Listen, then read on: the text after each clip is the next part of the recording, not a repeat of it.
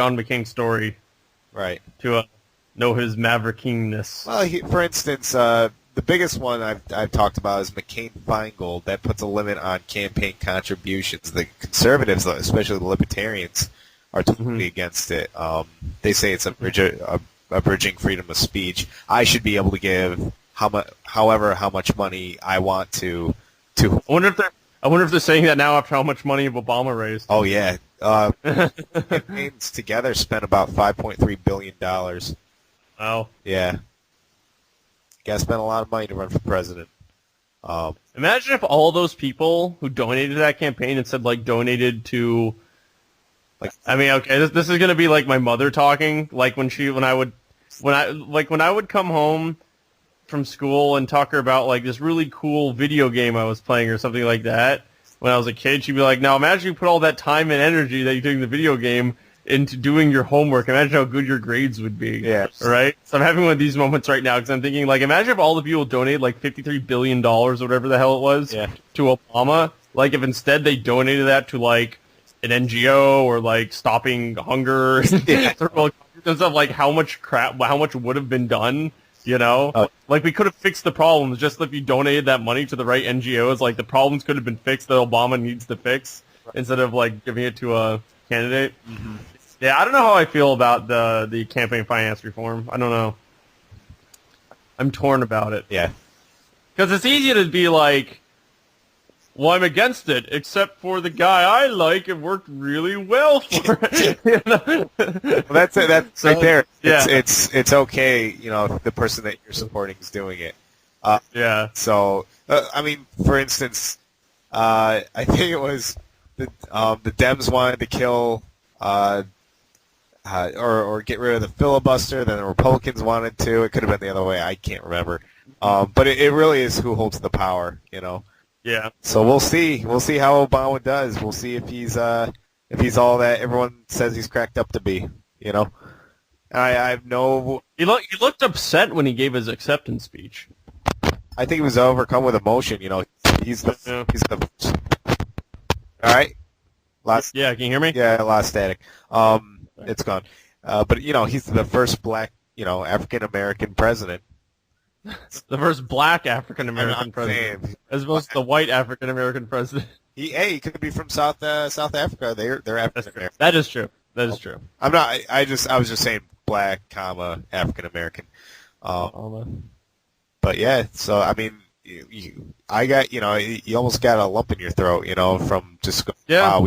This is history. Well, it is sort of just kind of like one of those only in America kind of things. I felt just because it's only a guy who was a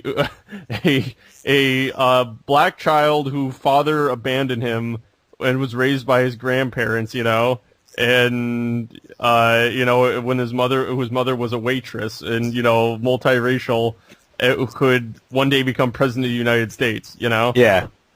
Oh yeah. Like a poor guy raised, in a, whose father abandoned him could, one guy, one day become president. It is amazing. Dream, man. Yeah. Who says it's gone? One thing I'm a little kind of discouraged about is just reading some people's status on Facebook who are like, I finally feel proud about my country and stuff like that. I'm like, ugh. That's kind of sad. I went. I have to tell you my story over the weekend. We can continue talking about the election, but I went to Vegas. Yeah, and we went to the bull riding championships, right? And the entire first hour of it was just America, fuck yeah. Seriously, the entire it was over an hour of the entire thing, just the whole it was a 3-hour show, and the first hour of it was just America. It's they could have just had America, fuck yeah, the song on repeat for that entire hour, and that would have been pretty much equivalent to what happened. It's pretty funny. It was every single American tribute you could possibly think of, including with I guess the Air Force was in a response because they were just promoting the hell out of the Air Force. They had this giant fake Air Force stage prop on that shot sparks out of it, which lit a giant fire that spelled out PBR on it, and then they had a giant American flag drop down with like these army guys on the pole on like the rope sliding down next to it. That's awesome. Yeah, and then like all these like red, white, and blue confetti stuff starts shooting out everywhere. You know? Yeah. Oh yeah, and then they had like a bunch of soldiers that were honored. Then they like inducted a bunch of soldiers like right on like in the middle of the bull riding. Yeah, and then they like had like 3 or 4 or 5 even like different like singers come out and sing songs about America. It's awesome. Yeah. Fuck yeah. It was like, you ever watch that Louis Black comedy sketch where he's like, after watching like the Super Bowl, I was sick of freedom. I long to be enslaved. Oh man, what I did find, like, going to the headlines this morning, the one headline that I actually started laughing out loud was race was not a factor in the election. Now, whether or not it was is debatable. Yeah. But I can guarantee you, if Barack Obama had lost this election, the headline would have read the exact. Racism exists. Yeah. So that's just definitely. Well, I mean, the thing I thought was interesting, and the only people I saw bring this up was like CNN when they kind of were doing like the analysis, which is that just because somebody says race is a factor doesn't necessarily mean that like they're not voting for Obama because of race. It could also mean that like, you know, they are voting for Obama because of race. Yeah. Oh, you know what I mean? Like I think when people hear like, you know, race is a factor, the first thing they think, oh, well, racist. Well, it could also be like, you know, some people will only vote for him because he's black. You know, well, vote just because he's black. That's the only reason. You know, that's also something that factors in. Yeah, I was talking to Christine, and I was talking. We were talking about that, and she goes, "I don't know if he loses. I think that just really says something about the country." I'm like, "Are you going into racism?"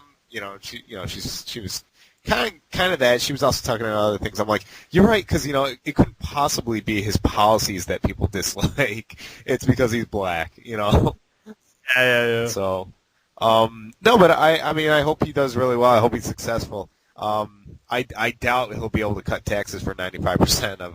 No. I think what's going to happen is he's going to raise taxes for 250 over, and I think he's just not going to do anything. Yeah. Oh, like for. I know with the other taxes. I mean, yeah.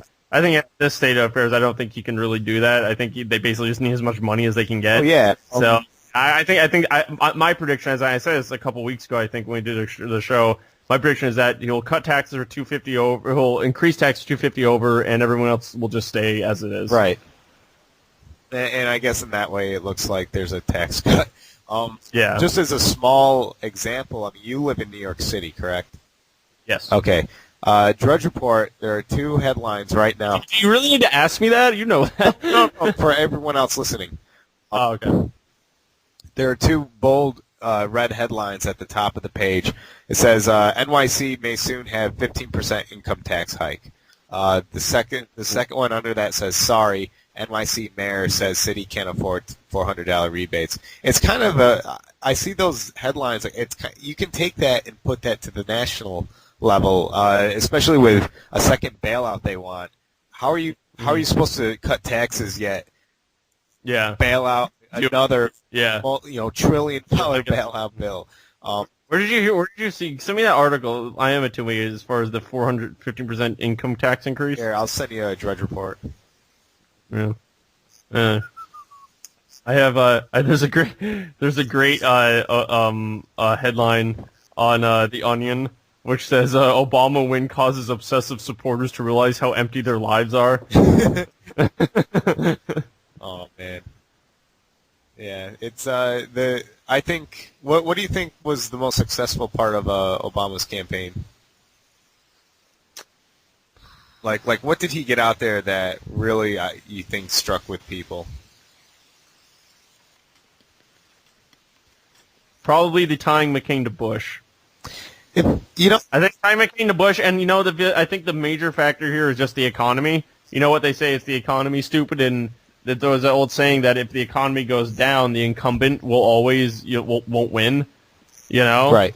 And I think people basically correlated McCain, the Republican Party, with the incumbent president.